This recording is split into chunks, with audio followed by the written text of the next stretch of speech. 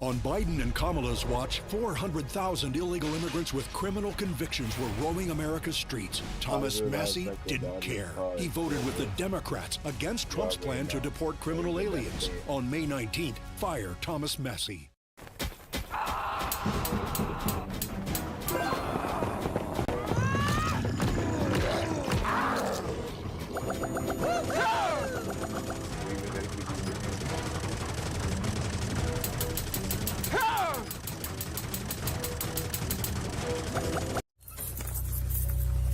All right.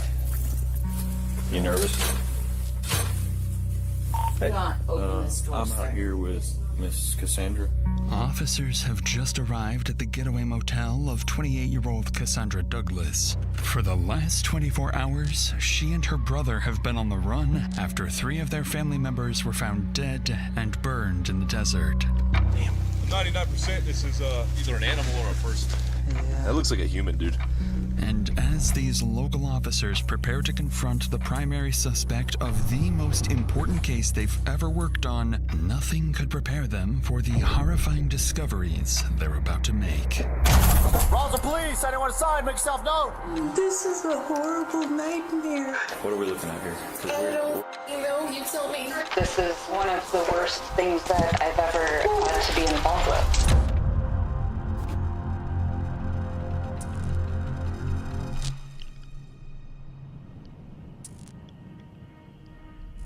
It's a routine Friday afternoon at the Otero County Sheriff's Office when dispatch begins receiving a series of unusual 911 calls from a young man. Communications. Hi, good morning. I'm hoping to file a police report, and I might need some assistance doing so. Okay, and what's your first and last name? Kane Mays. Okay, and tell me what's going on. I've been living abroad for the past 6 years, and I found out that my father died last year shortly after Christmas. I have recently returned home. I'm living in New Mexico again, and I was hoping to return to the family property. Since his passing, tons and tons of family possessions and property have all gone missing and have either been sold off, lost, or stolen, and I'm looking to reassume possession of the property, but there are people squatting in the house. Do you know who these people are? I do. I could give you first and last names, but not anything much else. Kane goes on to clarify that the squatters inside his deceased father's property are actually family members, mainly his Uncle Victor, who allegedly took over the property and is living there with Kane's grandmother and his stepbrother. He also seemingly claims that his Uncle Victor has sold off valuable assets, including firearms and expensive jewelry belonging to his father. The dispatcher logs the information Kane provides and passes it along for legal follow-up. However, not long after this first contact, on a Monday morning in January 2025, Kane calls again. But this time, not long information Kane provides and passes it along for legal follow-up. However, not long after this first contact, on a Monday morning in January 2025, Kane calls again. But this time, it's for something strangely different. Dispatch. Hi there. I was calling because I'm wondering, what would it take for me to request a wellness check on somebody? A welfare check on... My grandmother, Mary Mauser. Okay. The sergeant is aware. They are on an emergency call right now. As soon as they are done, we'll head up there to do a welfare check. Okay, excellent. Thank you, miss. You're welcome. A couple of hours after Kane requests a welfare check for his grandmother Mary, he calls police again for the third time to share new updates. To La Rosa Communications, you're on a recorded line. How can I help you? Hi, my name is Kane. I called earlier regarding wellness. So Sergeant Nordquist is going to give you a call back. They have not responded there yet because they've been tied up with a warrant service where the person doesn't want to come out. No, that's okay. We stopped by on our way down and everything is locked up tight. That's why I was returning your call, because you said that I should call you back. All right. And if they're tied up with an emergency, yes, sir, we got to worry about the officers and make sure that they're still... Thank you so much for understanding. I will let the sergeant know then. Following this latest call from Kane, the welfare check is officially canceled, and officers are no longer dispatched to the property. At this point, the dispatcher has no reason to suspect anything other than some kind of family dispute, and the situation appears to have resolved itself for now. In reality, something far more calculated is already in motion, and the family involved will soon be implicated in a scheme that will lead detectives down one of the most twisted murder plots they've ever handled. That same Monday, a few hours after Kane's 911 calls, a man arrives at the police station in the afternoon with an oddly timed request.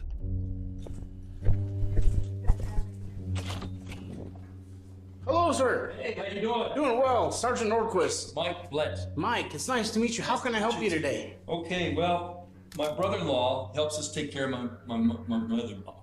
Okay. And he normally is very conscientious about showing up when he says he's going to show up and everything. Yeah. And we had to, we scheduled him. We've been taking care of my mother-in-law for 7 years.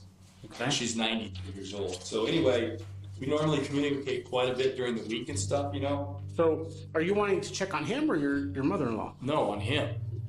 He lives on Nogal. Yes. And somebody had called earlier. We were out busy, but someone had called in for a welfare check, but they canceled us prior to us getting up there because they said whoever it was, I can go look and find the name, that said that house was locked up tight and that nobody was up there. The person Sergeant Nordquist is referring to is Mike's nephew-in-law, Kane Mays, and it appears that both Mike and Kane are concerned about family members. Though the family dynamics are becoming tricky to keep up with for the sergeant, Mike is about to make one thing about Kane crystal clear. Do you know a Kane Mays? Yeah, I do know him. That's part of the problem. Okay, so what's the problem there? Okay, well, I think he's trying to keep us from going over the look. The house is owned by his father. Yeah, well, the owner of the house, okay, was Frank Beret, and he's deceased. Frank is deceased. Yeah. Victor, his brother, was living with him along with Kane's grandmother and his stepbrother, Killian. As Mike continues explaining the complex family dynamics to the sergeant, one thing becomes clear. 3 people are missing, all close relatives of Mike and Kane. But before Mike leaves, there's something serious he needs to warn the sergeant about. I'm gonna get one of my deputies and we're gonna go out to the address and see what we can see. See if we can find some. Okay, let me give you some heads up. His dad had a lot of guns, Frank, before he died, and he taught Kane how to shoot. And when Kane came the other day, I didn't finish my story. When I pulled up there, okay, and I hollered out the window for Vic because the gate was closed, right? Yeah. Okay. And then a person comes to where I can see about this much of them, right? Up there. And I go, hey, Vic. And he goes, no, it's me, Kane. When he walks down to me, he's packed. He's armed. And I says, well, have you seen Victor? He says, no, nobody's up here. Okay. So I think if I were you, I would go up there with 1 or 2 guys. Because I think he knows how to shoot. And I don't know if there were any like rifles and stuff like that where he could be, but anyway, so I had his phone number. But then after I had his phone number, see, he had my phone number, he started texting me. Your grandmother's missing, your uncle's missing, your stepbrother's missing, right? And this is what he's talking to me about. He's a pathological liar, man. I think he's up to no good, I really do. You guys gotta be really careful. He said he just got off the line with Sergeant Nordquist, or North. He never called us. Because we never contacted him. It's becoming clear to the sergeant that something is off. Navy SEAL Ed Galrine supports Trump's policies, lowering taxes, securing our border, paying our troops. Congressman Massey and Democrats oppose Trump's policies, even paychecks for our troops.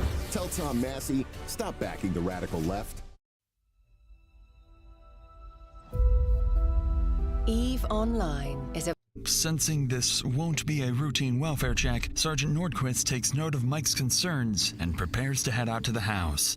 What makes this case so unique isn't just the crime scene officers will soon walk into, but the way police have to piece it together, using advanced forensics and strategic elicitation to cut through the lies. And as the investigation unfolds, this will prove to be one of the most resource-intensive cases for everyone involved, with constant pressure, long hours, and difficult decisions at every step. Many of us deal with our own pressures and emotional struggles, and sometimes all it takes is talking to someone to be for they turning into who makes you feel like a licensed therapist thinks so. The apps to get.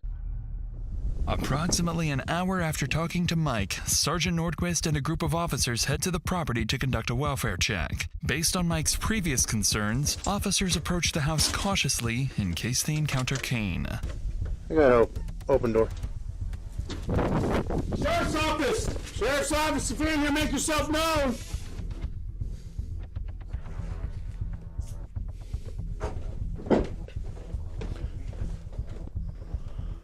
Sheriff's office! Stay here with Sarge. Stay here with Sarge. Gotcha.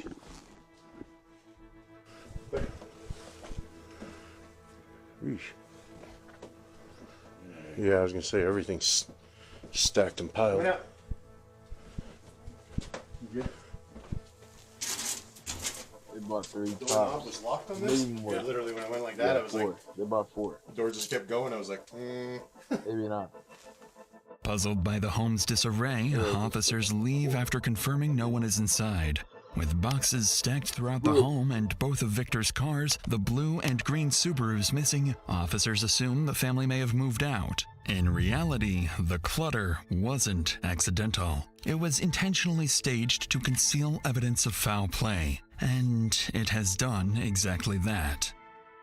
None of that is apparent now, so Sergeant Nordquist calls Mike on the phone to update him on the situation. This is where the two men will slowly start to pick up on just how sketchy this whole ordeal is. Hello, sir. So we went up to that address. So we cleared the residence. There was nobody inside. There's no vehicles matching the descriptions of the Subarus you gave on the property. But there was no signs of a struggle, no signs of any foul play that we could determine. There were some boxes that appeared to be like being packed up, but other than that, that's all we got. The thing is, all 3 people are missing that were staying there at the house. But definitely the king is the kicker. That he's the one that did all that. He called, got your name, and then he was able to send me that text saying that he spoke to you. Yeah. And then he called back later and canceled the deal, right?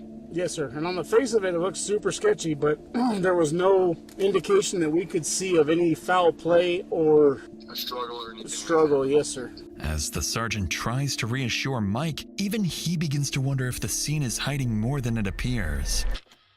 A few hours later that afternoon, Nordquist returns to the station and calls Kane, trying to understand why he canceled the welfare check and why, most strangely, no one was inside the house.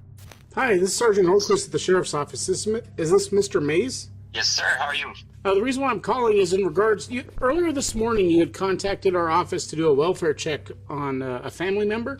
That's correct. Who is that family member to you? It's my grandmother. Your grandmother? Who lives up there with your grandmother at the 121 No-Go? That would be an uncle of mine and my brother. Do you have any information on them attempting to move anywhere? I was told that my brother and my grandmother are planning to move soon. So the reason why I'm calling is we went up to that address because Mr. Bleddy stopped by. Yeah, he was the one who recommended that we give you guys a call. He seemed pretty upset. He was looking for Vic. So we went inside the residence to make sure that nobody was hurt or injured. Nothing was broken into. We didn't see any signs of struggle or any signs of foul play. Did you text Mr. Bleddy at all today? I mentioned that we stopped by and I had given you guys a call and everything was okay. Who told you that everything was okay? Dispatch coordinator, I don't remember her name.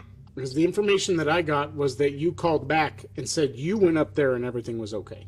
Correct. Now, what was in that text message to Mr. Bleddy? That's what I'm confused with. I let him know that I had tried to call you, and the dispatch officer said that you were tied up with, it sounded like a pretty hostile situation. The way the text message reads was that you had made contact with me, and I know for sure, and you know for sure that didn't happen, so that way it looked kind of weird. Naturally, Nordquist doesn't know what to make of Kane's message to Mike, in which he seems to falsely claim to have spoken with the sergeant. Suspecting Kane is hiding something, Nordquist ends the call and immediately requests a search warrant for a second search of the house. While they wait for the warrant to be processed, all police can do now is hope the missing trio turns up safe. A hope that is far removed from the gruesome reality awaiting them just a few hours from now.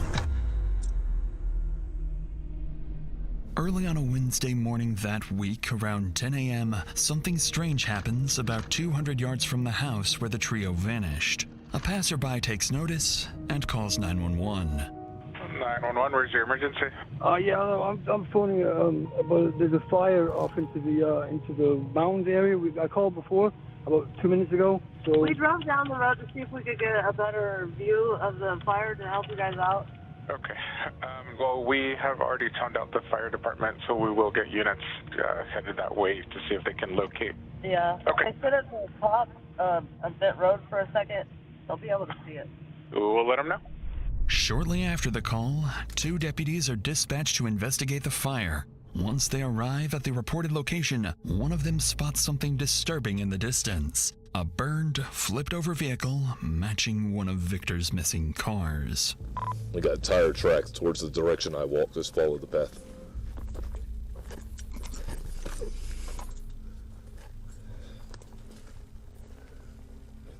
I got the vehicle. It's smoking. I got a couple sets of shoe impressions, tire tracks, all that. 99% sure there was a cage and a spinal cord in here, in this vehicle. Given the circumstances, Brad told me about it. Things are all fine. Look right in here. Yeah. That looks like a human, dude. These things burn hot. Yeah. So, hopefully Slater's and his team's on the way. As officers look inside the car, they can see what appears to be the burned remains of 3 people, too badly damaged by the fire to identify them at the scene. Suspecting a homicide, they call in Sergeant Nordquist, and it wouldn't take long for him to connect the dots. So, this might be a Subaru that's it's a vehicle that they haven't accounted for yet. Look right here. Oh, for sure. You see it? Yeah. Do you see a soul anywhere? I couldn't look it in here. Just given the circumstances, this actually might be one of the missing people. What's that right there? I was looking at that too. Oh, yeah. That's a skull cap right there. Yeah. Yep. It's by one of our missing people, the missing vehicle. From up here? Huh? From up here? Yeah, I guess Brad, he suspects some guy named Kane killed most of his relatives that live here. And this vehicle, I think, is a Subaru. Looks like This is really fresh, dude. There's more over here. He had to have put it out himself, because it would have caught this whole place on fire. What officers are beginning to suspect is horrifying. Not only do the burned remains likely belong to the 3 missing individuals, but given how recent the fire is, the person responsible may have burned the bodies just hours ago and could still be within reach of police. So, once the scene is secured and the bodies are sent for autopsy, a nationwide BOLO is issued for Kane Mays. Although police now believe they know what happened and who's responsible, they have no idea just how far beyond Kane this plot goes. There are more players involved, more targets, and a multi-state homicide case that will exhaust every resource police have. You gotta find him. We're afraid of him. There was one time I should have died. Probably should be dead twice. And he was so aggressive. I thought we were gonna die. I thought he was gonna shoot us on the property. More than 24 hours after the fire, officers remain unable to find or contact Kane, raising concerns that he may be on the run. But this is when the initial autopsy results come in, confirming what officers had feared all along. The burned victims are Kane's close relatives: his uncle, Victor Perea, his grandmother, Mary Mouser, and his stepbrother, Killian Mays. Beyond confirming their identities, the autopsy offers little actionable insight. At least one victim had a confirmed gunshot wound to the head, but the other remains were too severely burned to identify all injuries. Investigators surmised that the victims were likely incapacitated well before the fire was set. Positive affirmations help keep me grounded on and off the pitch. I am successful. I am talented. I am strong. I'm healing all areas of my life. Love, you're mine.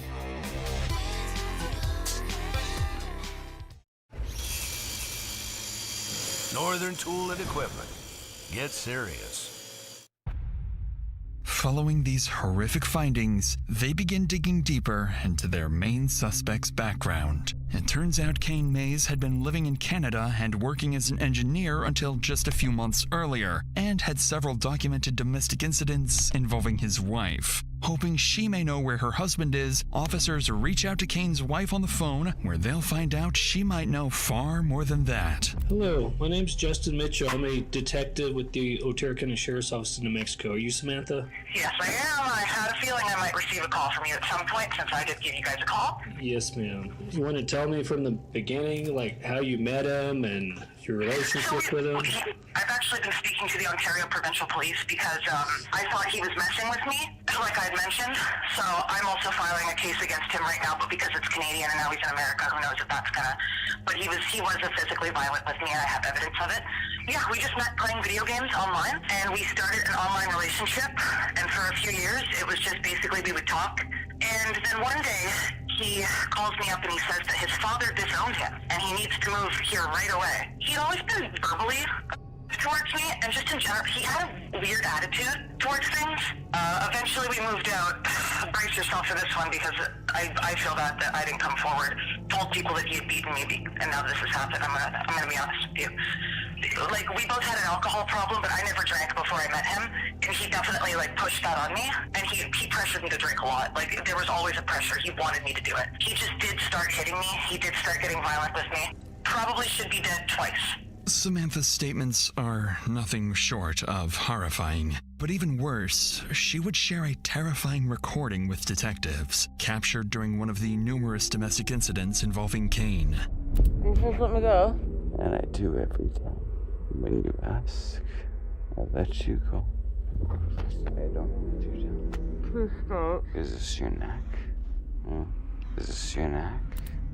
The rest of this recording is too disturbing to play on YouTube, but it clearly documents an alleged serious domestic violence incident involving Kane. Investigators now know they must act quickly, as more people, including Samantha, could be in immediate danger. So later that day, after securing approval for the earlier search warrant, police return to the victim's house, but this time, they bring specialized chemicals called Blue Star, used to hunt for hidden blood, bullets, and evidence that may have been cleaned up. And what they're about to uncover would reveal just how many crucial clues officers had missed during the initial search. Inside the kitchen, detectives spot one of 3 spent .22 caliber shell casings, along with a live .22 round. Using Blue Star, they also detect high-velocity blood spatter throughout the home. As the search continues, investigators notice clear attempts to clean up the scene, and given the precision and speed with which the bodies were disposed of, they begin to suspect a grim possibility. This was not the work of a single perpetrator. But then officers find something very strange. Condoms and pregnancy tests stored with cleaning supplies near the well house and septic area. Following these disturbing findings, police would continue searching the property and contacting Kane's relatives, worried he may already be far away, possibly even on his way back to Canada. A few days later, as detectives continue searching for leads on Kane, they decide to pay Mike and his wife, Lourdes Blett, a visit. Just like Kane, Lourdes also has personal ties to all 3 victims. Victor Peria was her brother, Killian Mays was her grandnephew, and Mary Mouser was her brother's partner. But before investigators can hope to learn anything about Kane's whereabouts or possible accomplices, they must first deliver the tragic news to the couple. Yeah. Got a nice name, too. Hi, Lourdes. How are you? Detective, how are you? What's your first name? Bobby. Hi. This is Ashley. Ashley, I'm Do you mind if I sit down? Well, I would like to give you guys a little bit of information. As I told you yesterday, do want to let you know that there was a vehicle fire that was in close proximity to the house. There were 3 subjects that were not able to be identified that were inside of that vehicle. I cannot tell you who those subjects are. On the property? In the Subaru? Or that? I can't tell you what vehicle it was for sure right now. Again, So you already know there are 3 cannot. people? I can't But you tell know you there's who 3 they are. people? Yes. I'm really sorry that I even have to share this information with you. This is a horrible nightmare. It's horrendous. I agree with you It's a 100%. murder. This is no. one of the worst things that I've ever had to be involved with. Upon hearing the news, Lourdes is beyond devastated. What makes the situation even scarier is that she fears whoever is responsible may not be done yet. He's a psychopath. He's a psychopath. Kane, I didn't want to say that. I didn't want to drop him in the doodle, but he's crazy. You gotta find him. We're afraid of him. He hasn't even asked how my mother is, and that's his blood grandmother. We're working. Oh my God, how can this be? Michael, how can it be?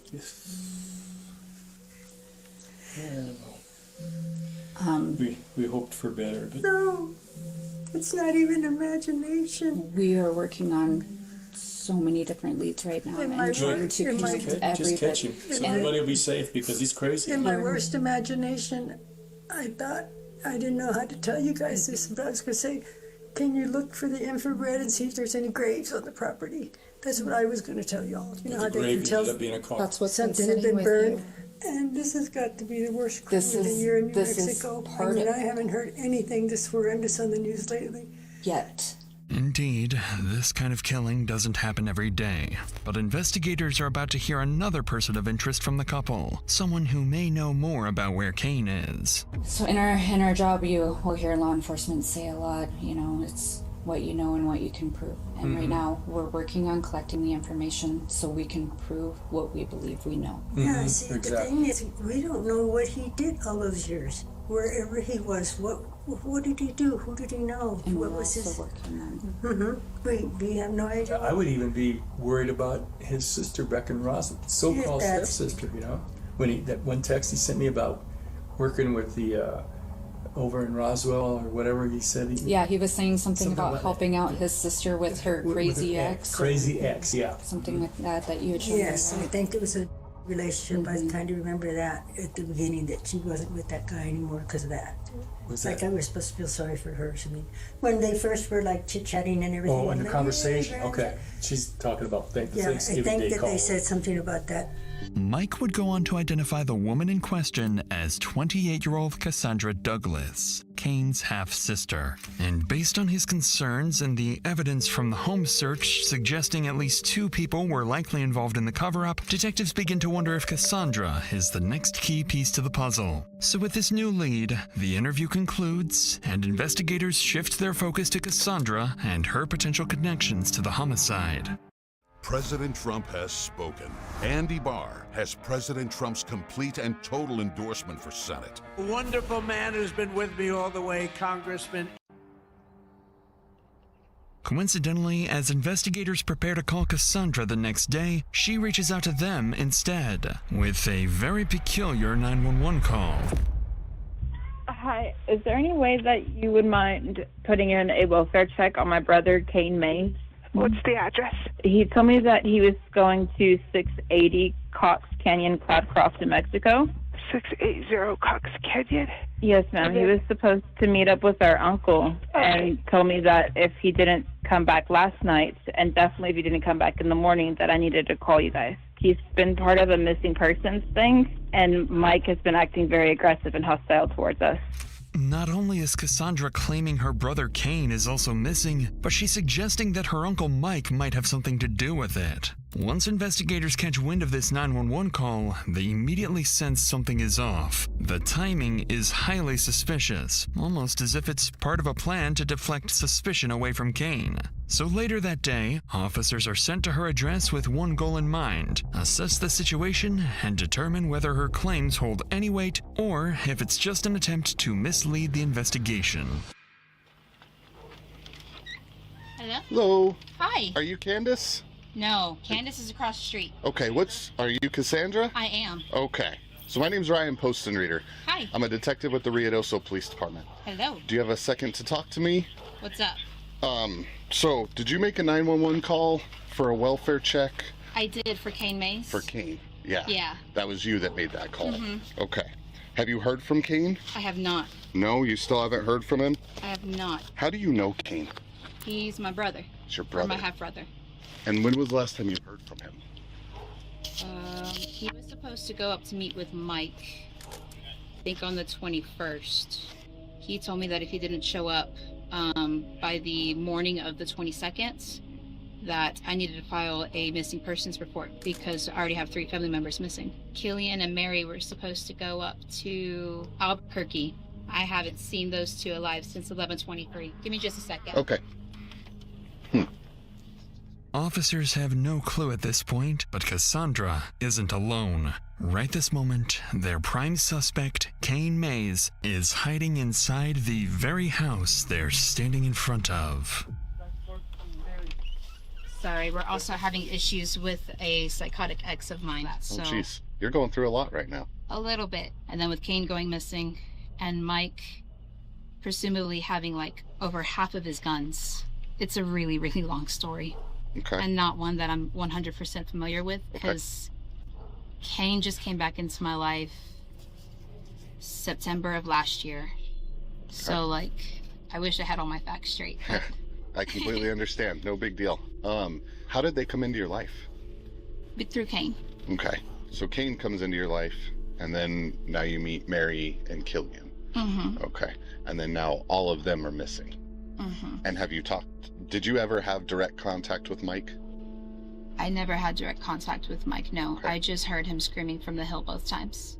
As she did earlier, Cassandra doubles down on her accusations, suggesting that officers should focus on Mike, implying he may be involved in the disappearances. Officers take note of her statements and ask her to give them a call if Kane shows up again. Their goal remains unclear, but now that they have a story, they can start verifying.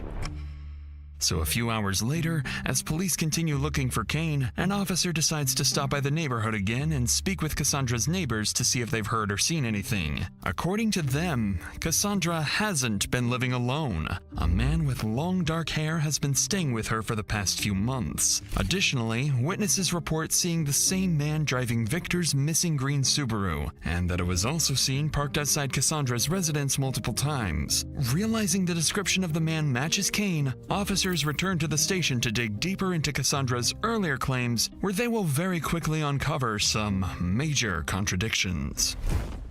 Even though Cassandra insisted she had only recently met Kane, investigators discover an older Facebook photo of the two together, proof they've known each other for years. But that's just the first lie, because officers who were out looking for Kane also recover surveillance footage from a nearby Walmart, showing Kane and Cassandra shopping together alongside her sons and daughter. Besides buying groceries and food, investigators spot cleaning supplies like bleach and vinegar, along with multiple bottles of kerosene, items that closely align with what would be needed to clean up a violent crime and start a fire. At this point, investigators are unsure if Cassandra is actively hiding a wanted fugitive or if she's being controlled and forced to cooperate with someone who has already killed 3 members of her own family.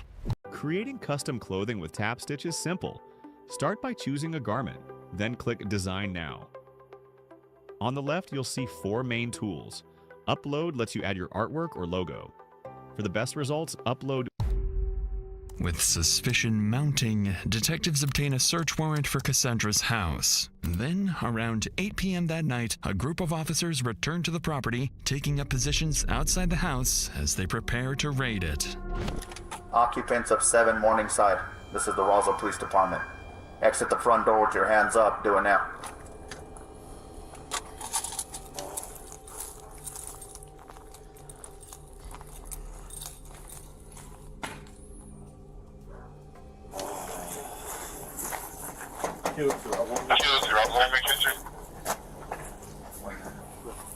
You got a shield? Yep. Roswell Police, search warrant! I guess we're just going to boot this thing.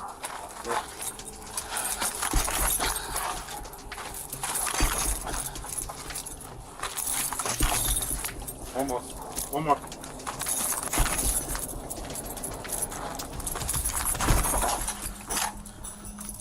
Roswell Police, anyone inside, make yourself known. Alright, we're gonna pull in. I'm gonna take left. Ready?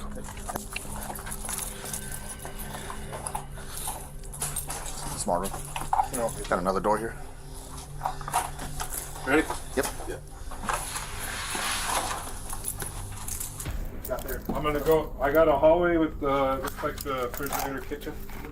3 on me. Moving up.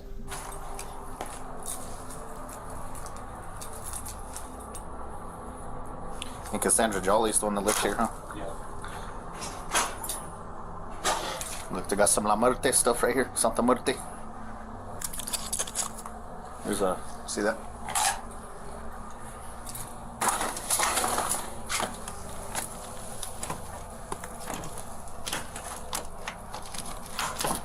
Ready? This Something is where weird. he's been hanging out because there's that monitor for the camera that's in the window. What are those guys on I a don't know fucking if it terrorist works or watch? not. Did you remember what those cigarette packs were? I had a Marlboro and then I had a.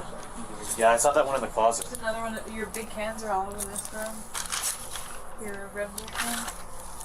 Inside, something about the house immediately feels off to the officers as they observe unusual posters, graffiti, and other unsettling details scattered throughout. They then make their way into the bathroom, where one officer recalls hearing that something might be hidden underneath the house.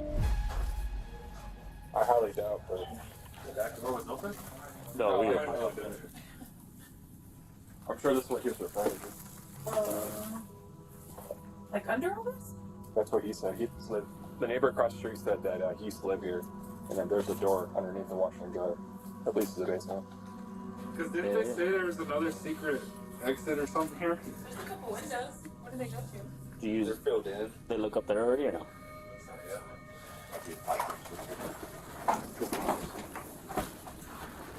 Ready?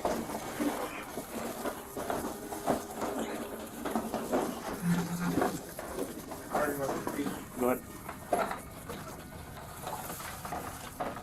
Sit down.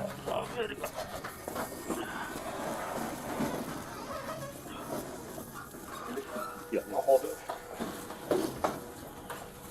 Ooh, there it is. That's crazy. There's a freaking hidden door below the washer dryer. No dust on it. Oh, that'll fit. That. Mm-hmm. You know what I mean? Oh, yeah. That's too new. It's really big. Mm-hmm. All right.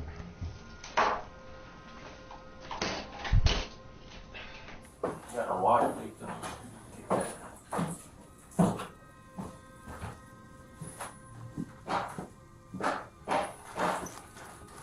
It's kind of weird to have a door right there too, huh?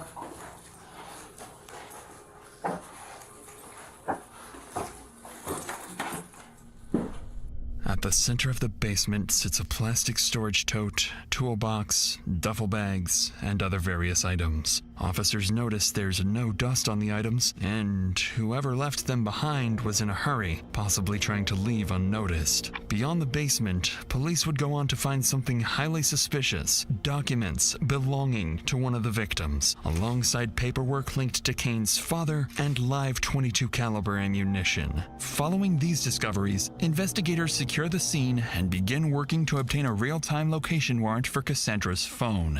With their suspicions growing that Cassandra fled with Kane, officers know they need to locate them quickly before they vanish, potentially escaping to Canada. Who are you? Your lungs! We are proud of you for quitting smoking, but you still may be at risk for lung cancer. A routine cancer scan can detect it early. Good to know. Listen to your lungs. Learn more at savebythescan.org. Let's face it, most of us aren't going to set foot on Mars. I'm on Mars! It's freezing. I'm gonna go back to the module. Some things are out of reach. I got this. But a card with access to exceptional benefits isn't one of them. Welcome to the Credit One Bank. 12 hours later, investigators strike gold. The warrant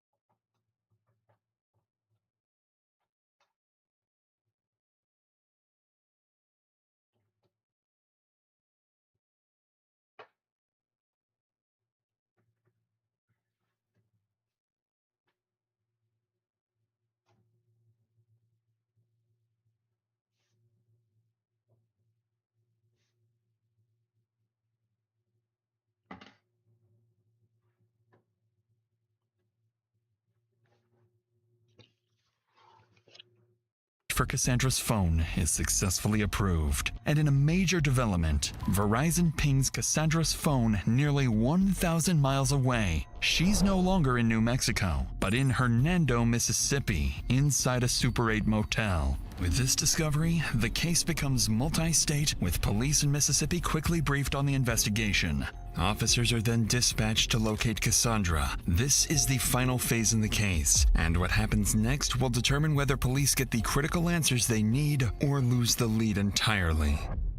As officers make their way to the Super 8 motel, their primary objectives are to extract information about Kane's whereabouts, test Cassandra's statements, and determine how deeply she may have been involved in the homicide of her own relatives. When officers finally arrive at the motel, something immediately feels off. Miss who?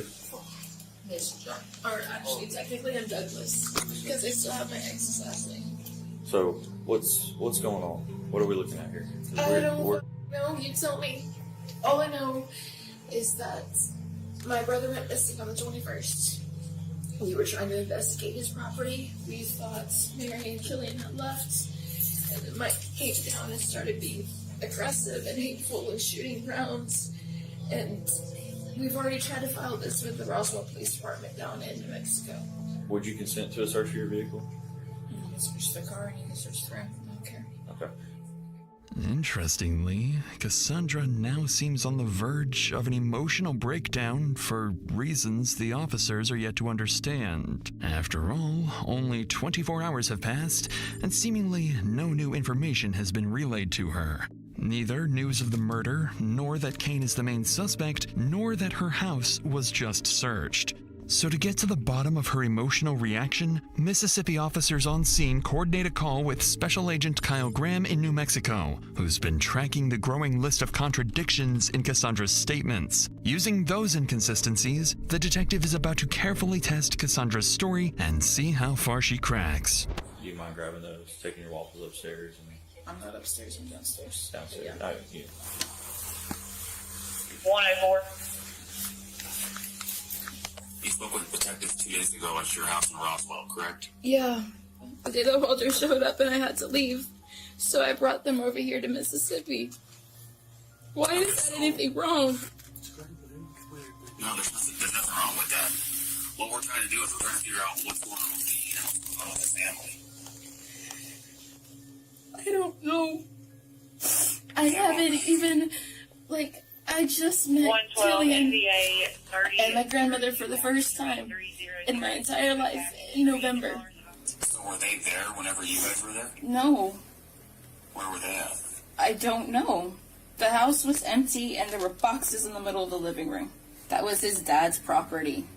He was supposed to go to him afterwards, but he wasn't here. He had to go up to Canada. And so who was driving in the dead house? Like, who could drive a car? They all could. I know that they had that little blue car. And who was driving the green car? That I don't know. As far as I know, that car is not drivable. Well, we have video of Kane driving the green Subaru. Huh. And we have information from the neighbors that the green Subaru was at your house at one point in time. This is what I want, okay? I just want honesty. Okay, I know you know a little bit more than what you're telling me. I don't know if you're trying to protect Kane or if you're scared. I'm scared it's because I don't know what's going on. Okay, well, we've been working this case for 3 days straight. And I know a lot more information than I'm telling you. Of course I'm trying to see if you're going to be honest with me. With every sentence, the detective becomes more convinced that Cassandra is hiding something she fears could incriminate her brother or even herself. But there is something a lot more concrete detectives previously uncovered, and the detective is about to leverage it to completely trap Cassandra. Are you aware that Kane made a police report whenever he got to the house originally, the very first time, about people squatting in his father's house? Yeah, because they weren't supposed to be there. They hadn't paid any of the mortgage on it. We found documents showing that they were still using Frank's credit cards, and Frank has been dead, and that all of the bills were still in Frank's name, and they were still using that. And so I told him that that was illegal as fuck, and he needed to make a police report because you can't be using. Don't stick that in my face, honey. That's like identity theft. Is it true that Kane didn't even know his dad died? Yeah. He didn't know that his dad died until he came back to States. He found his obituary. He found his obituary shortly before on the internet. That's how he figured it out. So almost a year later, he finds out his dad died. And I know that he's upset about that. But that's not enough reason to kill somebody. I didn't do that. So then what? So did he kill somebody? No. I don't understand what you're trying to accuse him of. Well, that didn't sound very convincing. I don't know what he's trying to accuse him of. He's asking a question. That doesn't sound convincing either. Sure enough, that doesn't sound too convincing to the detective, because Cassandra has seemingly slipped up. At this point, no one had told her that the missing family members were dead or that Kane was suspected of killing them. Realizing her mistake, Cassandra quickly starts backpedaling to regain control of the narrative. You got anything else, Cassandra, that you want to tell me? Do you really think Kane killed them? Or hurt them? I'm pretty concerned. I mean, I don't think 3 people just vanish off the face of the earth, especially when they're 2 of them are elderly, and then Kane just comes in from Canada, and all hell breaks loose. That's kind of suspicious to me. God, I'm so stupid. I wouldn't even think to put 2 and 2 together like that. But Mike was so f***ing scary when he came down, and he was so aggressive. And I thought we were gonna die. I thought he was gonna shoot us on the property. Well, you didn't even see that he had a gun. Kane told me that he had one, and he was mad enough. Oh my God, he was so mad. As a last-ditch effort, Cassandra goes back to accusing Mike of being responsible for the disappearances. But in fact, officers in New Mexico have already quietly debunked that claim, information they are holding back for the right time and place. Before leaving, they also check Cassandra's car, where they find belongings hastily packed up. But Cassandra explains this as a desperate attempt to run away from her abusive ex-boyfriend. So shortly afterwards, the officers wrap up their visit. But in doing so, they've proven something crucial. They can find Cassandra whenever they want, something she clearly didn't anticipate. It seems as though the confrontation went nearly perfectly for the detectives, but Cassandra has a crucial secret that had went unnoticed at the motel. Kane had traveled to Mississippi alongside her, was staying nearby, and had successfully hidden from officers, marking yet another moment where she misleads police about his whereabouts. So less than an hour after police leave the motel, the two would begin plotting, coming up with a plan they think will get them out of this gruesome mass murder. You're one sentence away from launching your website with Base 44. Since the beginning of the internet, there's never been such a fun... At 2 p.m., Cassandra's vehicle is seen in front of the Hernando Police Department. Kane would step out and calmly walk into the station. 15 minutes later, Kane would be seated in the department's interview room 2, alongside Detective Stovall. The sudden appearance of Kane would leave detectives with little room to prepare, so Special Agent Silva, a New Mexico detective already working this case, would be placed on call to assist in the interview. It's important to note that this is an interview and not an interrogation, as Kane has agreed to speak voluntarily and has not been detained. In reality, this interview can only work against him, but in his mind, this is both his and Cassandra's final chance at freedom. Agent Silva would begin the interview by making this crystal clear. And before we get any further, I do want to let you know that you are not under Miranda rights. You are not anything like that. You are free to leave at any point. You don't have to answer any of my questions, anything like that. You can say, hey, I don't want to answer that question. If you don't want to, we can go over another question and we can skip to the next one. But I do want to let you know that you are free to leave, okay? Thank you, sir. All right. After realizing he's free to walk out at any time, Kane shifts tactics. He begins probing the detective for information, trying to figure out how much investigators have bought into the false narrative he's been intentionally feeding them. Can I ask you something? It's, on one hand, kind of nice to talk to somebody from Otero. Also, maybe a little concerning. Did we have to speak directly because I'm considered a missing person? Well, that's what I wanted to talk to you about. Is there's so many like missing persons. There's a lot of phone calls to the sheriff's office. So, like, why would somebody be saying that you're missing? And then there's also some other missing reports going on. Like, there's a lot of firearms missing, right? There's a lot of vehicles missing. I want to talk to you and get your side of the story of what's going on. I was trying to come in and speak with somebody in person.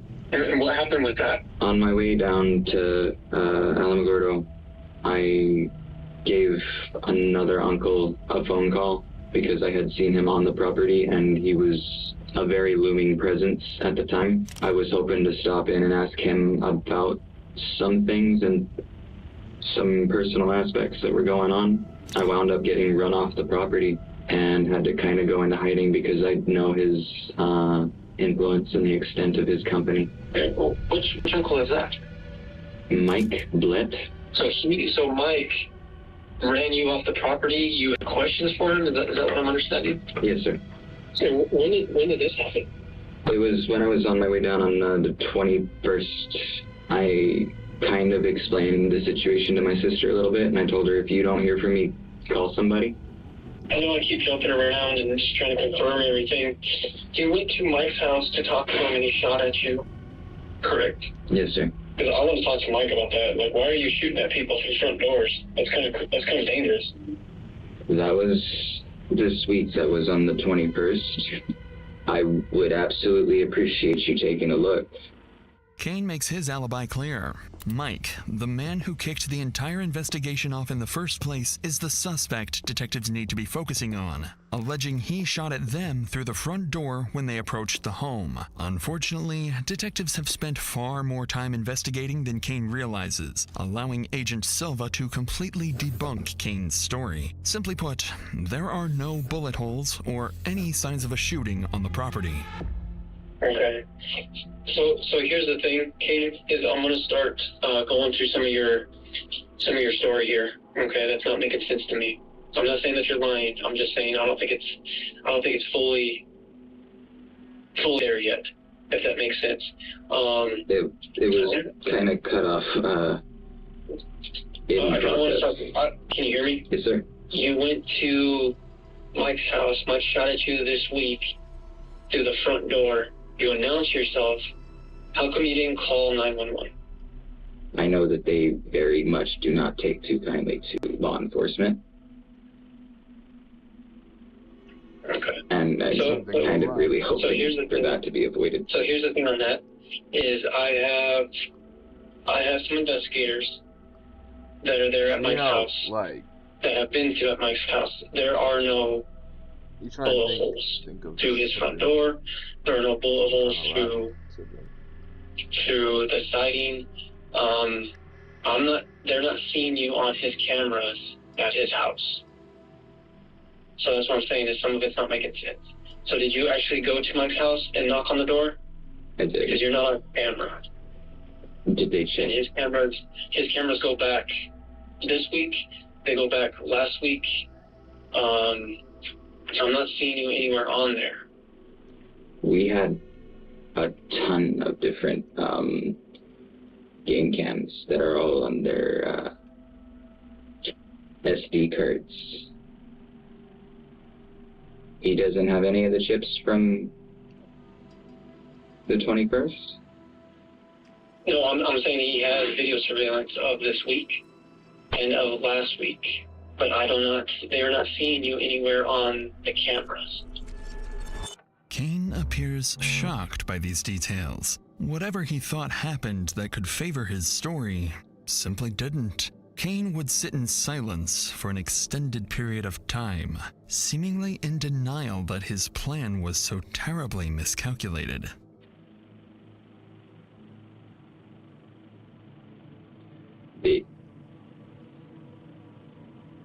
If they still have the footage, they should totally show me pulling up. I parked along the mailbox.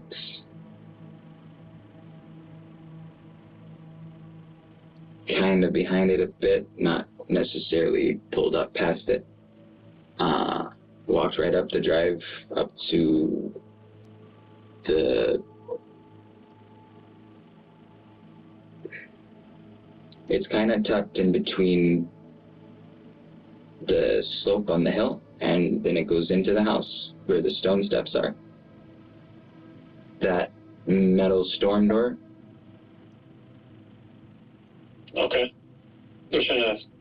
I'm just trying to give you a path so that you can see. And that was early afternoonish. I got there between 1 and 3 o'clock, I believe it was. I'd have to look at the call, but I don't have it. But if they have that footage still, then I'm definitely on it. Kane proceeds to give a nearly 10-minute explanation of where he was parked. Unnecessarily complex explanations like these are usually a telltale sign to the detectives that the suspect has shifted into a defensive state, looking for any validation that the detective is believing their lies. Agent Silva takes note of this and begins leaning deeper, this time pressing Kane on his sister Cassandra and her potential involvement. Previously, police recovered and documented strange items during the home's crime scene search, and it's still unclear why they were there. Silva plans to use these details to force Kane into defending Cassandra's innocence, a tactic that will create a contradicting story compared to what Cassandra told officers just hours prior. So, are you aware that we spoke to Cassandra? Yes, sir. And the reason I ask is I'm just trying to get, like, if something happened up there, Kane, I want to know, like, was there an argument going on? Because I know that you were up there in January. Okay, we can kind of get away from that. You were up there in January. If something happened up there, I want to know what happened. Okay, if there was an argument, if something happened, like, kind of help me help you. Okay, what happened when you were up there in January of this year? I'm trying to figure out everything that has happened as well. That's part of why I wanted to speak with you guys and kind of get you involved in looking. Because I'm gonna be honest with you, I'm confused on these timelines. You were up there this week at some point, and you were up there last week at some point. So what happened this week and last week while you were up there with the family? That's what I want to know. They weren't there. Nothing's happened. You were at the house in Bent on the 18th of January, correct? I'm not sure.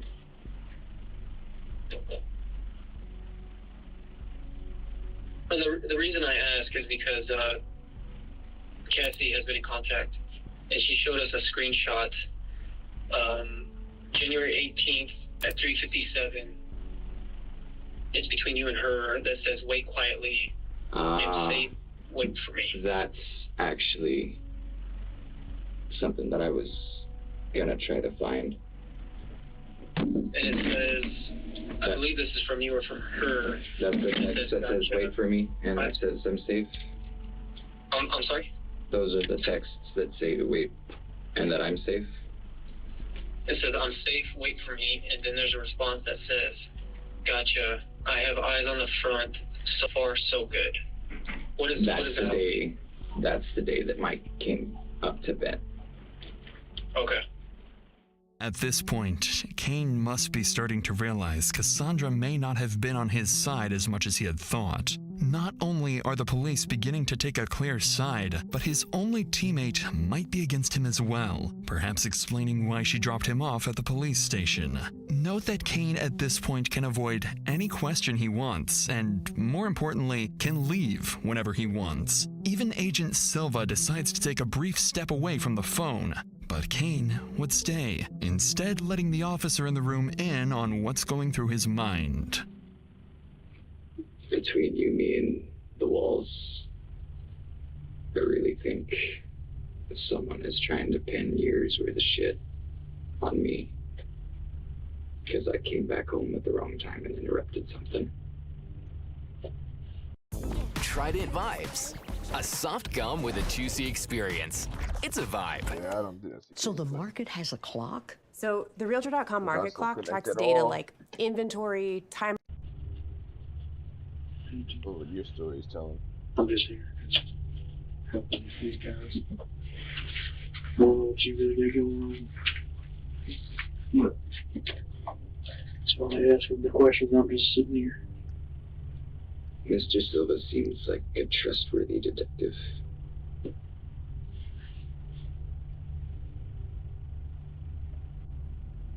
used to joke, though, and I always say I make a great scapegoat.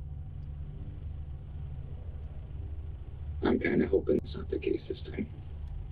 I came here today to ask you guys for help and talk to people that I knew wouldn't be necessarily under an outside influence. Right. But do you see how it looks for us? I mean, they've shown physical evidence of this whole situation. And you're one day You're here in Mississippi, no ties to Mississippi at all. Like, you have no family here. No, sir. You have nothing here. No, sir. My family died, man. If I was in that seat, and a detective 13 hours away on a cell phone call told me that who are they to you? My brother, my grandmother, and my uncle. Your brother, your grandmother, your uncle. If somebody called me and said, not only was my brother killed, but also your grandmother and your uncle were killed. If somebody told me that over the phone, you know what I would be doing? I think I did. Do you know what I would be doing? I wouldn't be sitting there staring at a wall. I'd be bawling my eyes out. I'd be throwing the water bottle across the room. I'd probably rip this table out of the wall. Yeah, but then you guys just rush in here and... But I wouldn't give a shit. I wouldn't give a shit. Because of how much I'm close with my brother. I'm not close with my grandma. But it's still the fact that somebody did that to my family. Do you understand where I'm coming from? Well, they asked what I think should happen to Mike or whomever did this, and in polite company I couldn't say, but back where I'm from, they'd be up from a tree. Right. So that's more of a response that you would expect. But the issue I'm having is there's no emotion. You've expressed no sadness. We're not getting anything. Which leads me to believe you already knew this had occurred. I didn't know that. Look. Even the officers with no context of the case can't help but assume Kane was involved in the murders, leaving him to sit in silence as he realizes how poorly this voluntary interview has gone. Agent Silva would return and continue pressing Kane for answers, eventually revealing that he had, in fact, been inside the house multiple times the week of the 3 victims' disappearance, and admitted to helping Cassandra travel to Mississippi with her kids, something she lied about earlier in the motel. Even worse for Kane is that, as the hours-long interview progressed, officers behind the scenes were already taking action. They were instructed to locate his uncle's stolen green Subaru, which they suspected Kane used to drive to Mississippi alongside Cassandra's own vehicle. After looking through surveillance footage and searching around the city, officers hit the jackpot and tracked down the missing car. Inside, they found latex gloves, .22 caliber ammunition, an empty Ruger pistol box, and most importantly, Kane's passport, tying him directly to the stolen vehicle. Now investigators have exactly what they've been missing: probable cause. And with that, Kane is no longer free to leave, and he's about to find out just how massively his attempt to clear himself and Cassandra backfired. How's it going, bud? You mind there? All right. You mind standing up for me real quick? Yes, sir. Turn around facing this wall? Yes, sir. Put your hands on the wall for me. All right. So what's going on, man, is you're going to be going out to the DeSoto County Sheriff's Office, all right? You're going out of our jail, all right? Yes, sir. All right, walk this way.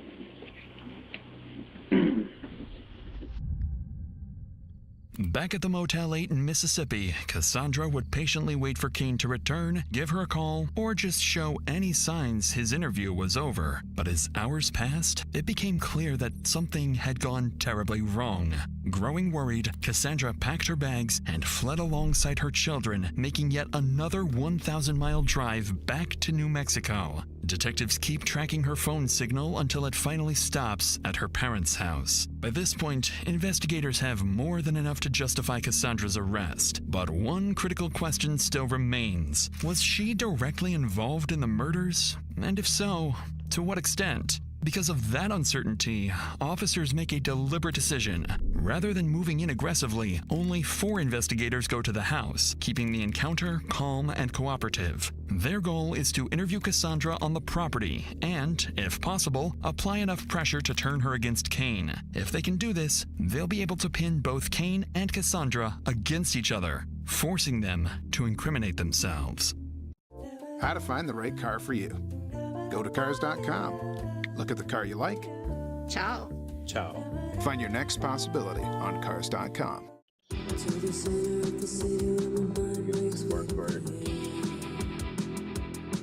when the moonlight hits the sign, it's a sign Versace Crystal Emerald, the new fragrance by Versace.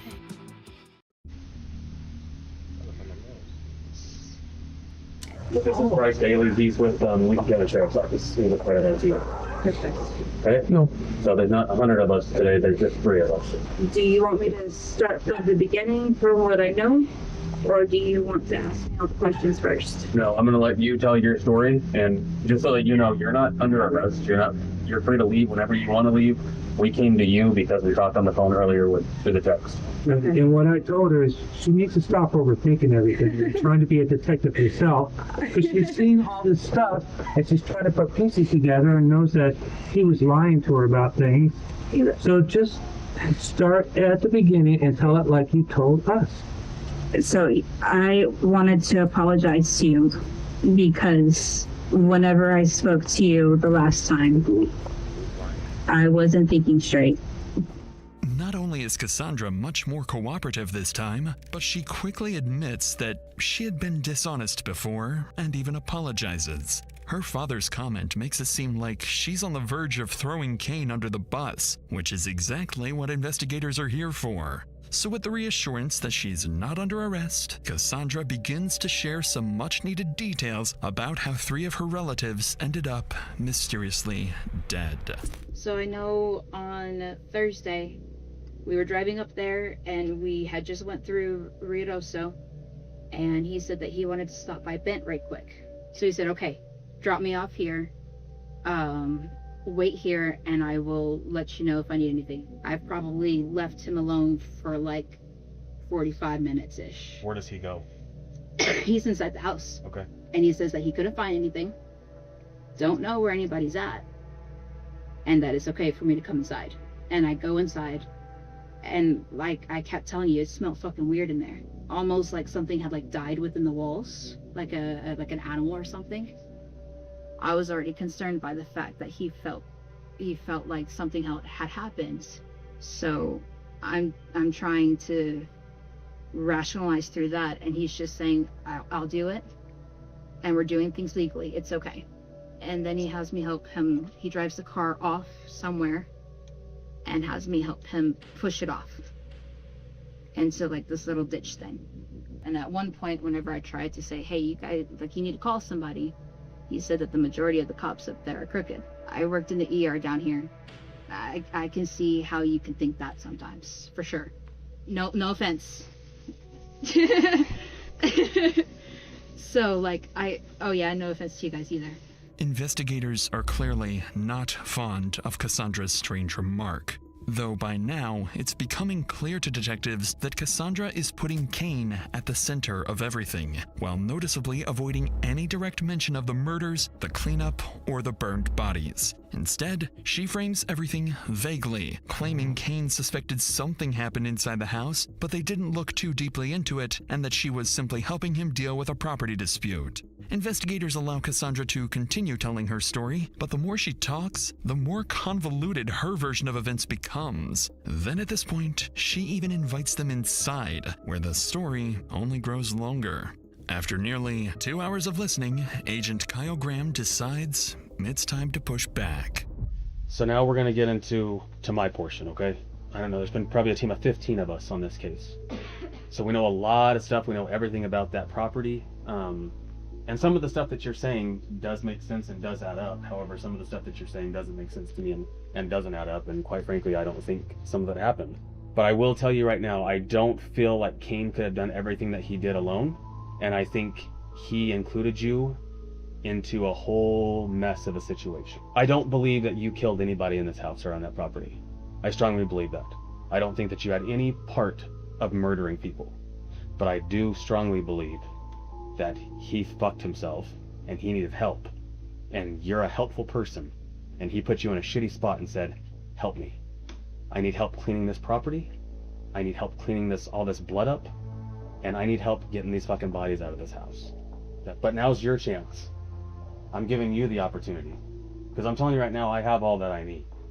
The gig's up, the game's over. Okay? This is your opportunity and your chance to tell me, what did he make you do? What did he ask you to help him to do? All I know of is that he wanted me to undo the headboards, the couch. But You notice no blood on that? Think about it before you Not- answer that. Not the side that I picked it up from, no. All I did was what he asked me to do. But you understand, all you did what he asked you to do. It's too late. You already helped him. President Trump says Andy Barr has his complete and total endorsement. A wonderful man who's been with me all the way. Andy Barr, fully endorsed by President Trump. I'm Andy Barr, and I approve this message. Vote for Andy Barr! Elevate your home furnishings during Watson's Home Design Expo. Shop now and save 25, 35, even 50% on a vast selection of home furnishings. Custom orders from the nation's top brands are all on sale at up to 40% off. Sofas from $6.99. Sectionals for... That's already a crime. Which It's too I late. know that. And So- that's the reason why I asked if I needed an attorney, because I tampered with evidence. Correct. So And it wasn't until after the fact that I sat there and I thought about it, because he said that everything was found that way. So the charge is already there. There's not going to be any more of, it's not going to get any worse other than you just telling the truth of what happened. The charge is there. You already have a tampering with evidence charge on a first-degree murder, okay? That's a second-degree felony.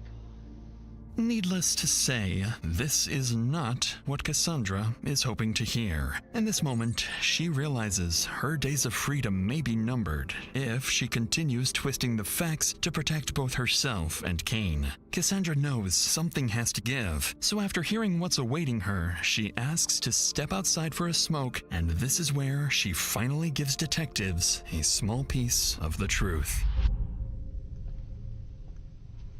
Like I said, I went out there. I went out to the store. And I came back.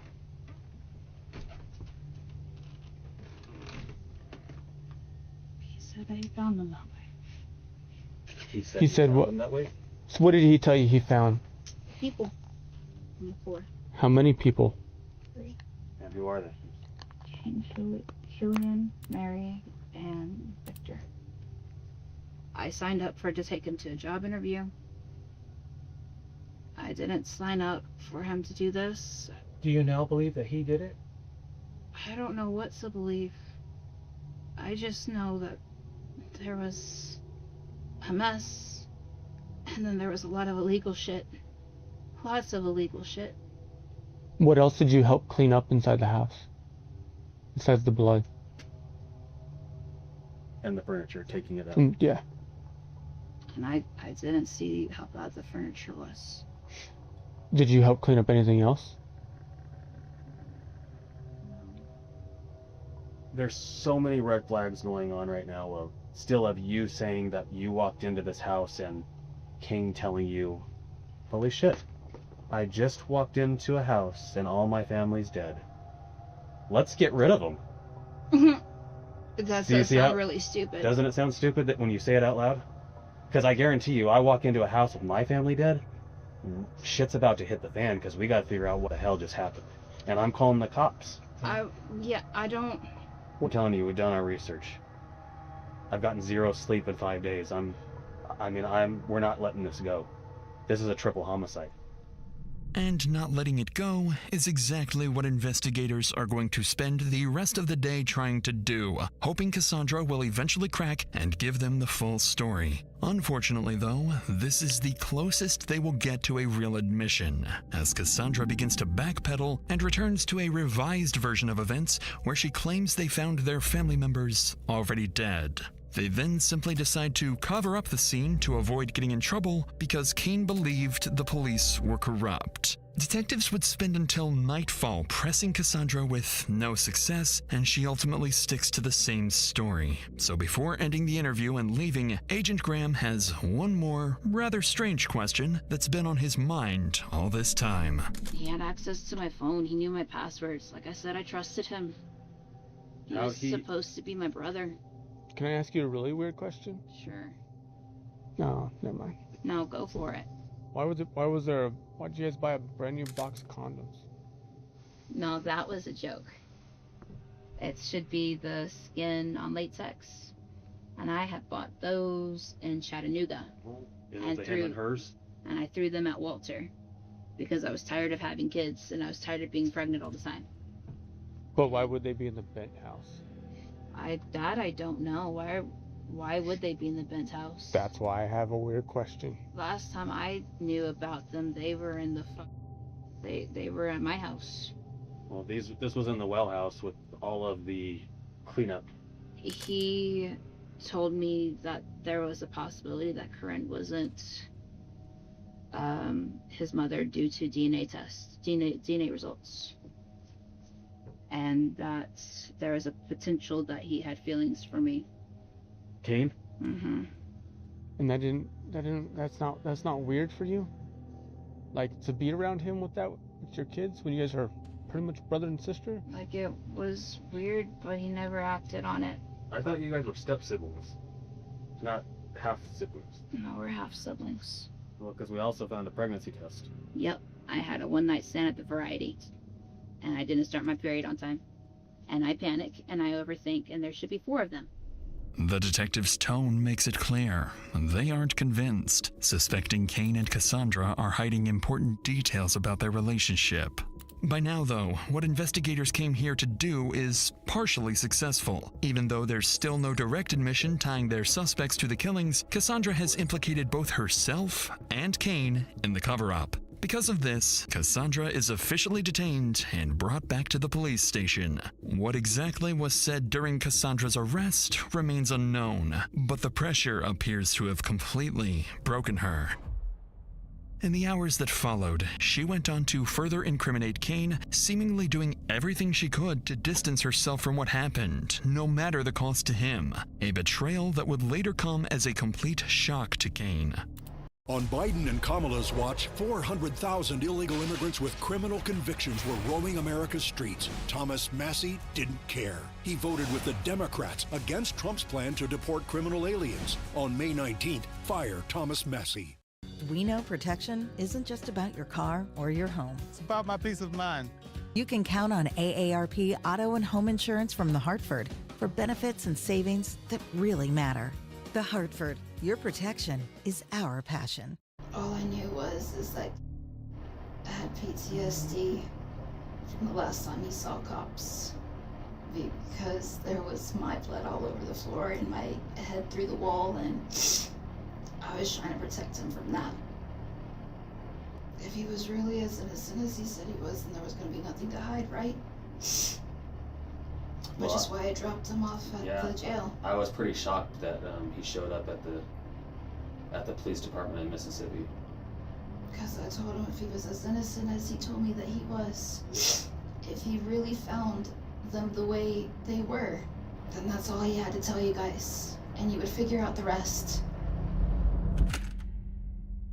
In the following days, Kane is brought into an interrogation room, this time in an orange jumpsuit, for what would be his final interview. Agent Graham is assigned to conduct the interview, the same investigator who previously spoke with Cassandra and secured her confession. By this stage, Graham knows the case inside and out, and he approaches the interview with a deliberate strategy, intent on extracting as much information as possible. And in this case, that's exactly what's needed, because now, more than ever, detectives need a confession. Right as the interrogation begins, Kane makes a desperate attempt to ensure Cassandra is keeping her story together. He seems to be completely unaware that Cassandra isn't protecting him anymore. Do you happen to have a pen handy? I do. Do you have her number? Because I have it in my wallet at the jail, but they won't let me access it. And I need to make sure that she's okay, because she mentioned wanting to go back down to New Mexico. And after doing it once, that's already a hard enough trip. Well, I talked to her Sunday when she got back into Roswell. I don't even know what the date is, man. At this point, Kane still believed Cassandra was in Mississippi and hadn't spoken to officers since their first contact. Unfortunately, not only did Cassandra confess since then, but she did it in front of the very detective, sitting just feet away. So, I talked to her on Sunday. I traveled to Roswell when she got in. I talked to her for probably, I don't know, more than 2, less than 4 hours, okay? And then on Monday, I traveled to Roswell again, and I talked to her again. Okay. For about, I don't know, 2 hours. Okay? But I learned a lot from her. Okay? And I'm hoping that I'm going to learn more from you. I don't want to call anybody a liar, but I think there's some inconsistencies with your statements. Because I want you to know that there's going to be a lot of questions that I ask you that I already know the answer to, but this is going to be a test for you to see if you're being truthful with me. Okay? Because I know it's the truth, because I've been working this case since Wednesday the 22nd. Okay? After Agent Graham makes it obvious Kane is on his own now, the interview demeanor changes fast. He wastes no time bringing up Cassandra's confession and placing it directly against Kane, making it clear that detectives are no longer relying on his version of events alone. Did you hurt anybody inside that house, including Victor, Killian, and Mary? No, sir. So, how does Victor, Killian, and Mary just mysteriously go missing? I've been trying to find out the same. You do understand, though, that we found all 3 of them, correct? I believe Special Agent Silva did tell you that.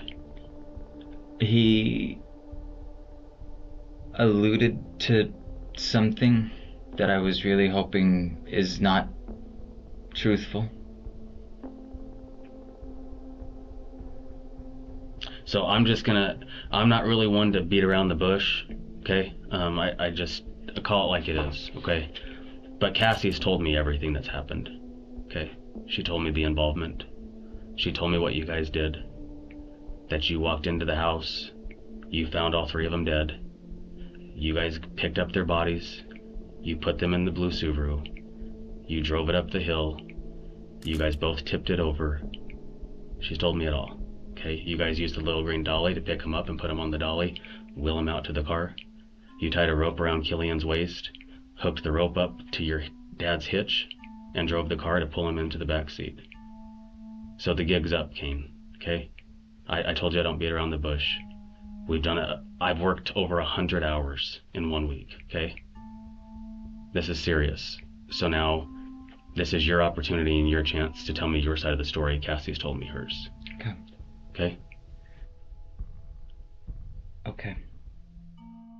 As Kane sits in silence, the realization sets in. He's on his own now, and whatever story he had planned coming into this interrogation has now been flipped entirely on its head. But Agent Graham presents the story strategically. By laying it out exactly as Cassandra described it, he gives Kane an opening to admit only to helping conceal the murders, while shifting responsibility for the actual killings onto someone else. If he can get this confession first, it'll be significantly easier to get Kane to confess to the killings later on. Do you want to start back at the beginning? And I know the date that all this happened also. I can tell you what happened. I can't tell you why. I don't know. I was trying to find out. I fucked up your crime scene, and I'm sorry for that. Is everything that I just said? Navy SEAL Ed Galrine supports Trump's policies, lowering taxes, securing our border, paying our troops. Congressman Massey and Democrats oppose Trump's policies, even paychecks for our troops. Tell Tom Massey, stop backing the radical left.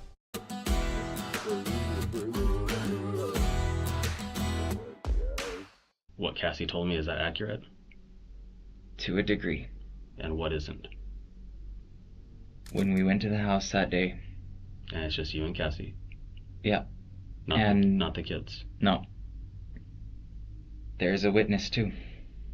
And who is that? The mailman. He can attest to this. Like the postal man that drives and delivers the mail in the mailboxes? Yeah. Okay. Yeah. We had gotten there just before him. He went up. I told her to hang tight for a minute because that meant that everybody would be awake. And that was kind of looking hopeful. Killian was up and moving about. And I knocked on the door. I told him, hey, you just missed the postman.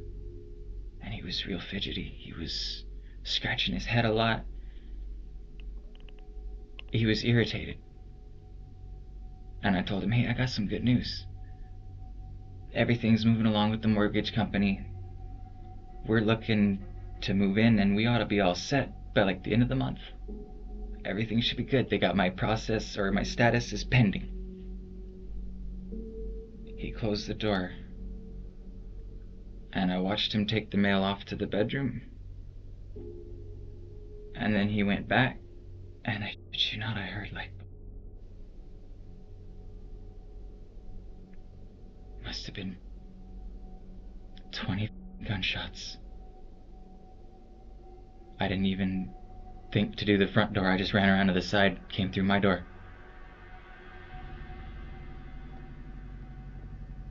And it wasn't closed all the way.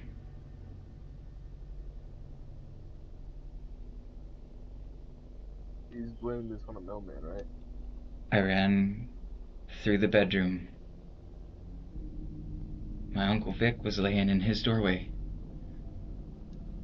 with a gun in one hand. His other was like shaking, just kind of like floating there. And Killian was across from him. I don't know why. I don't know who shot.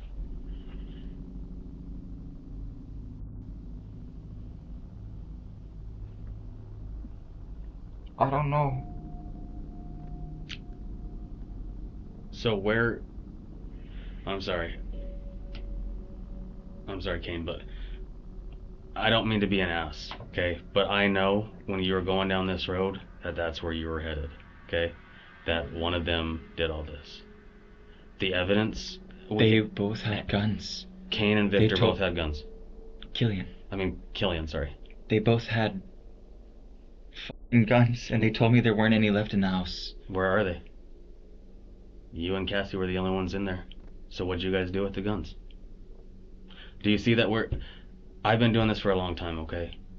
I'm not dumb. This isn't my first homicide, okay? Kane falls directly into Agent Graham's trap, confessing to concealing the bodies and giving a terribly thought-out lie about who committed the murders. But Graham doesn't stop there and begins pressing further, letting Kane know that nothing he can say at this point will dig him out of his grave. I'm not hurt my family. I'm not gonna lie to you though, Kane. Like this was a pretty tough one for us. This took a lot of time. This is the most that we've ever spent on a case, by the way.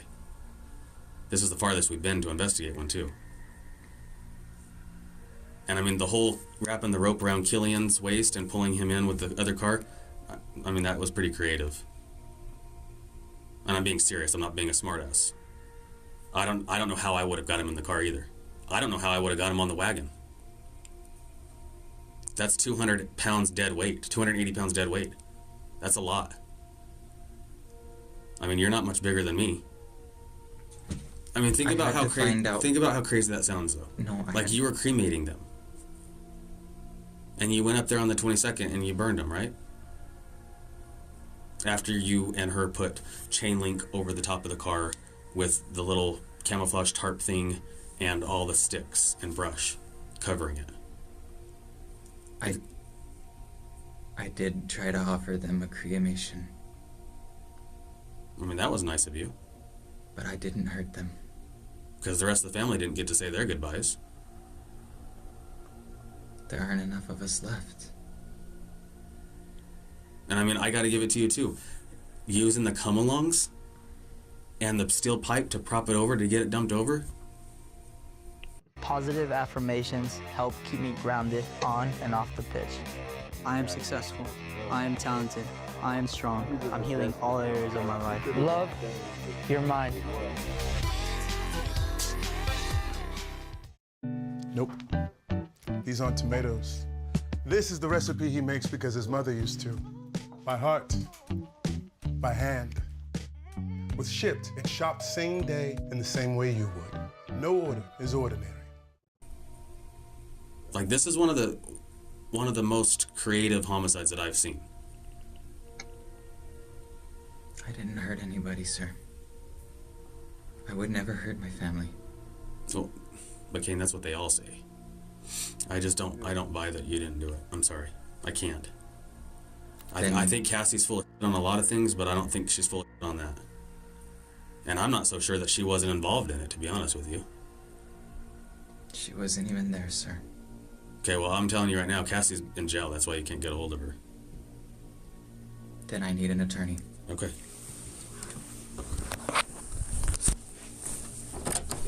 Sir.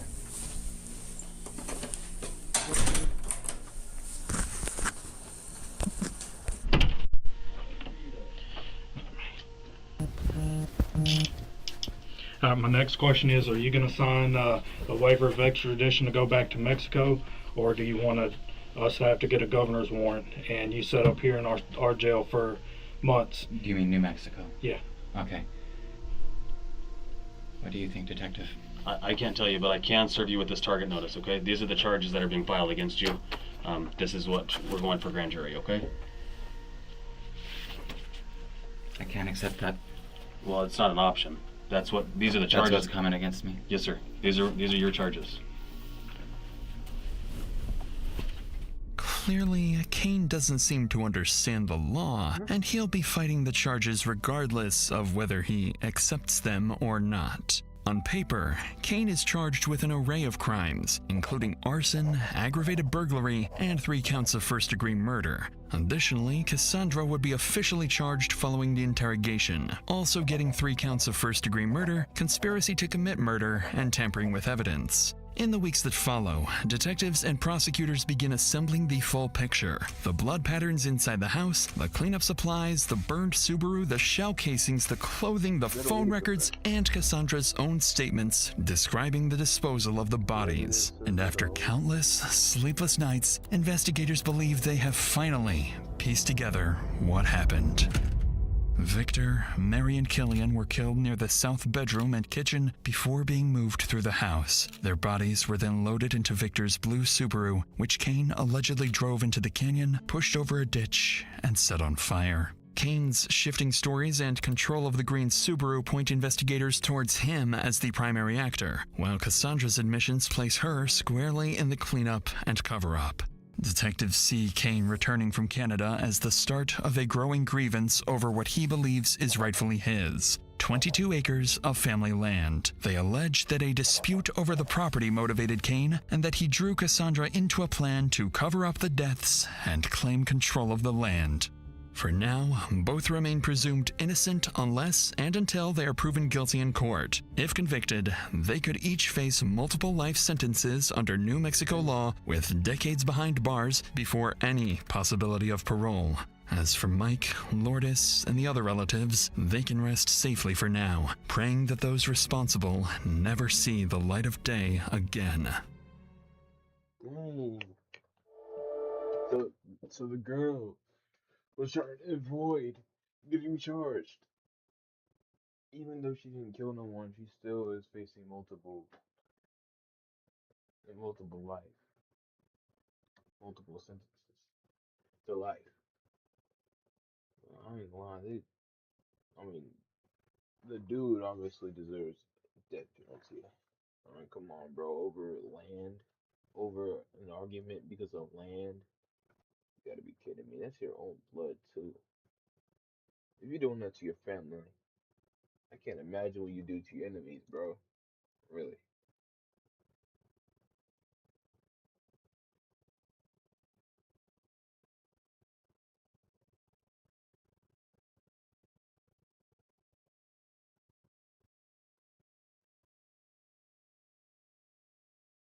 Behind every brainless murder is a quick stop to the local Walmart.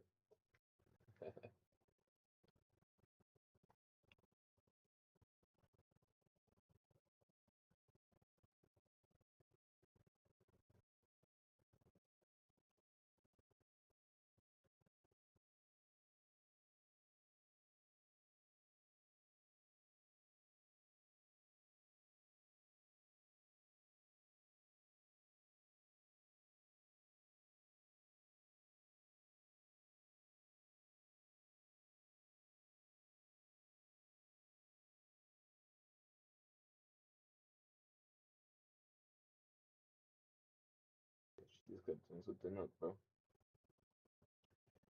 Yeah, Cassandra's definitely not the right girl to have assistant having uh, assistance with when doing what that guy was doing. Even though I hope not.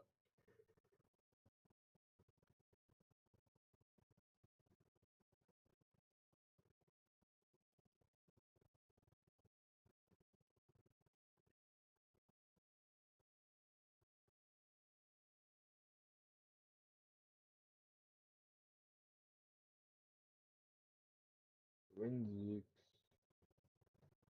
Bye.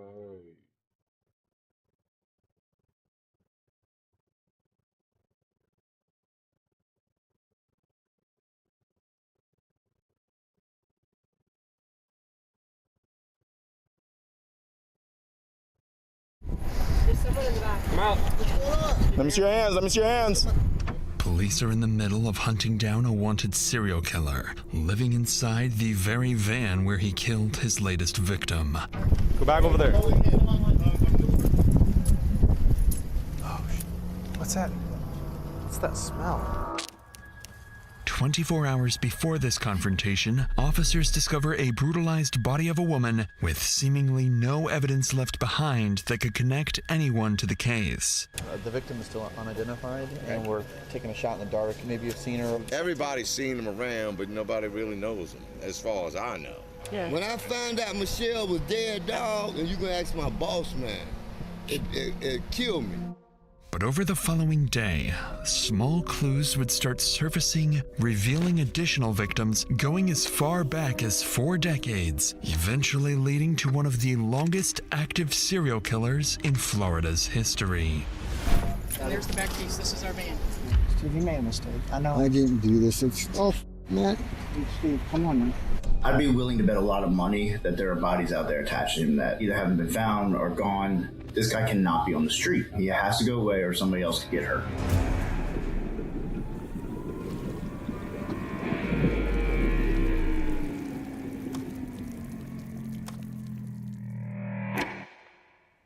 Creating custom clothing with Tap Stitch is simple. Start by choosing a garment, then click Design Now. On the left, you'll see 4 main tools. Upload lets you add your artwork or logo. It's around 2 p.m. in Marathon, Florida. Near Vaca Cut Bridge, families enjoy a quiet afternoon until, just off the side of the road, a fisherman notices a strong, overwhelming odor. As he steps closer, he sees something so gruesome, he immediately calls 911. Within moments, Florida officers arrive, and it wouldn't be long before the entire lake area would need to be evacuated.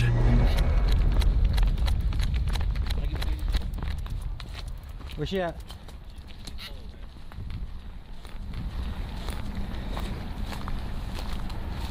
$5112, rigor set in.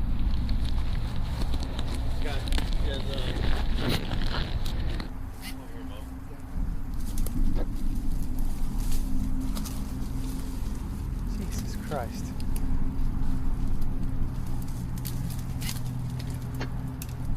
On the ground lies an unidentified woman, unclothed and already beginning to stiffen. From what officers can tell, she's been here for several hours. The current near Vaca Cut Bridge is exceptionally strong, with a history of fatal accidental drownings. At first, officers believe this could be another one of those cases, but as they flip her over, that assumption would quickly fade. We'll move her a little bit, and then Edie, if you want to take your pictures as we're rolling so that if there's anything that falls or moves, because what I'm looking at is this stick right here. Okay. Need a hand? It looks like she was dragged by this hand. Oh, look at that. That's a forensics expert.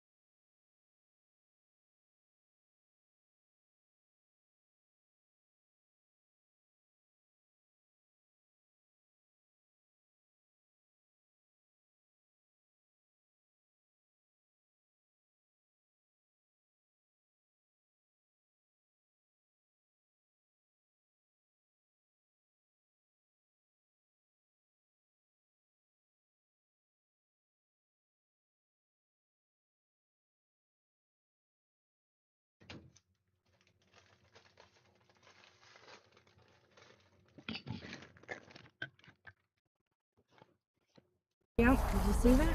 Look at your other day. Right around the neck. Mm-hmm.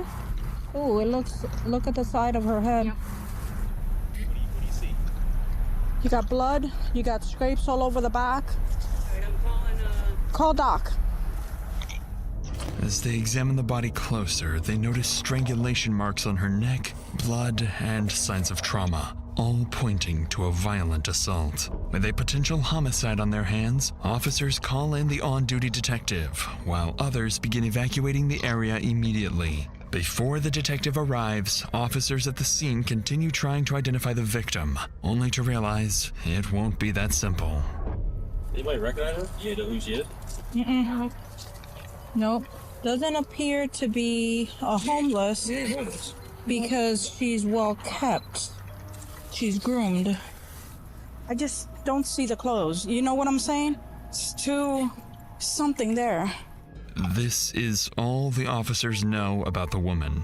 No clothing, no ID, nothing to go off of. But not for long, as the on-duty detective soon arrives. Matt Pitcher is a seasoned undercover detective. He doesn't know it yet, but he's about to take down the town's most dangerous killer. Using a multi-hour interview with Pitcher, we'll break down exactly what he was thinking and the complex forensic methods used to crack a near-perfect homicide. I do not have good luck at Thanksgiving time. It just never seemed to work out for me. And so even coming into this, everybody was kind of joking, oh, be prepared for that call. And so I got the call, and then it's kind of evaluating, well, you know, you put out a little bit of hope that, well, maybe it was just a natural death. And then I still remember, I was talking to my captain, trying to figure out what was going on. She said, yeah, it's a naked female. And the minute she said that, I was like, well, this isn't going to be a natural death. This game, you're not ready for it. When the guy she got raped and then killed. Everyone. Detective Matt Pitcher and Detective Rosa DiGiovanni. That happens way This is too US often, 1 bro. heading up that way.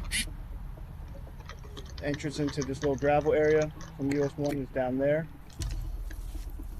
If you pan down here, at the start of what looks to be a Red Bull can, there are tire tracks leading back, as well as tire tracks on this side.